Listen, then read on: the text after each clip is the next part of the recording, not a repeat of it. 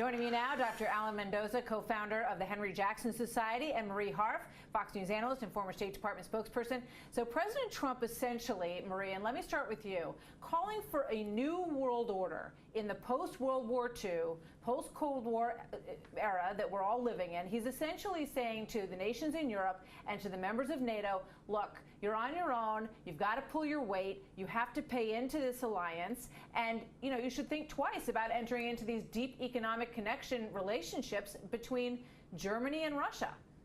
Martha, what he said today that you just described, going after our allies, very publicly berating them, basically going after the post-World War II transatlantic alliance that's underpinned so much of our security.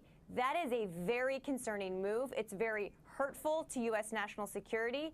And look, we don't have allies as favors. We don't sign up to NATO and contribute to our mission because we're being nice to European countries. We do it because we have shared security interests and shared values. And Donald Trump is sending a signal both to our friends, but more importantly to our adversaries like Russia, that if he wants to threaten Europe, we may not stand by Europe. We may not come in and stand up to Russia if Putin wants to push further and further into Eastern Europe like he's been doing. Martha, I'm going to be looking at the tone coming out of the Putin meeting next week and contrasting it with what we saw today. Today he was very tough on our allies, and if he says really nice things about Putin, that will be concerning to me. Understood. I'm sorry, we're stepping on each other, partly because we have a little bit of a delay. But watch this montage from President Obama and President Bush. Watch. Everybody's got to chip in. And I have had some concerns about a diminished level of defense spending among some of our partners in NATO. So at this summit, I will encourage our European partners to increase their defense investments to support both NATO and EU operations.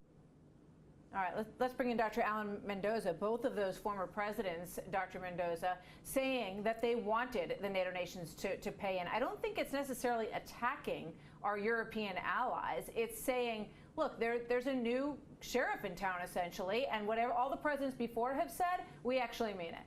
Yeah, I think that's the key difference. I think when what you've got with this president is a clear and determined vision to carry out what previous presidents have merely suggested, which is that Europe should pay more. And look, the real fact is that Europe should pay more.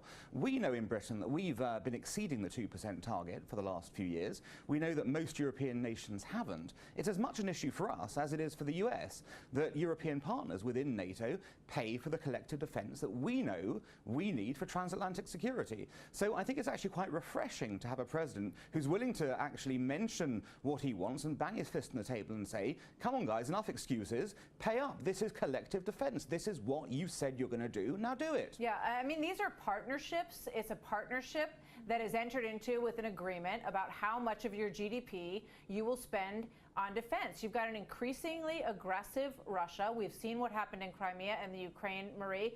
So why would a country like Germany, which has a very strong economy, not be willing to pay their fair share? Well, Martha, they should. And that's why, as you just played, Barack Obama, George W. Bush. So what's wrong with asking for it? We have all asked for this. It's the way in which you do that.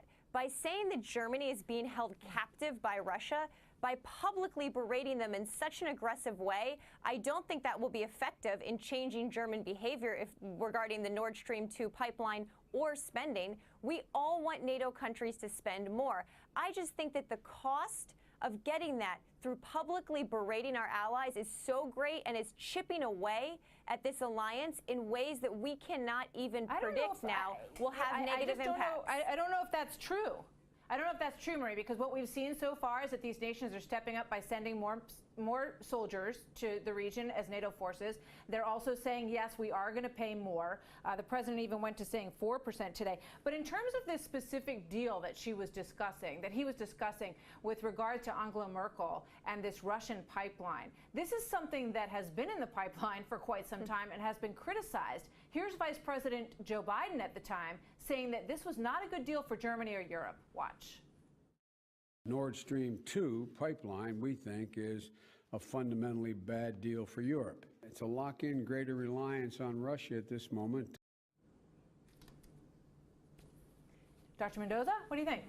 Look, I think there's a long-standing problem. We've had the Germans playing two-faced politics on this issue for some time. You can't have a situation where you're taking energy from Russia, then stating it's the principal enemy you're defending against, not putting the money in to the alliance you're supposed to be supporting, and going back to taking the energy. It does leave you a bit of a hostage. I'm not sure I'd agree with the word occupation in this context, but I would say it's a hostage situation. The Russians can turn off the taps at any time they want to, and it makes it very difficult for the Germans to have any credibility on this issue, particularly when they are spending so little on defence. This is the biggest economy in Europe, one of the big three in the world. What's going on that it is not spending this amount of money on a very simple pledge to get up to 2% and indeed beyond that? We need the Germans to contribute more.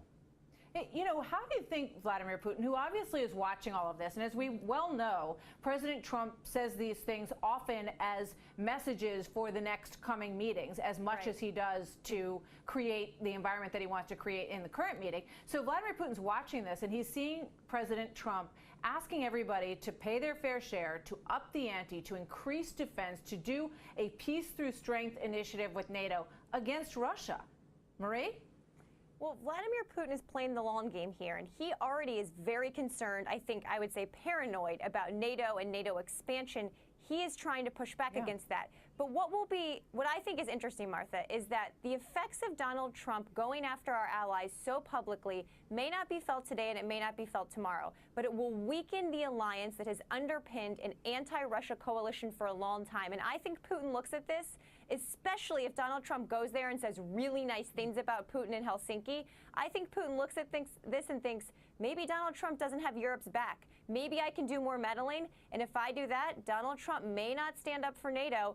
That's what Putin takes away from these comments today. We'll see. Thank you very much to you both. Thank Great you. to have you here tonight. So we are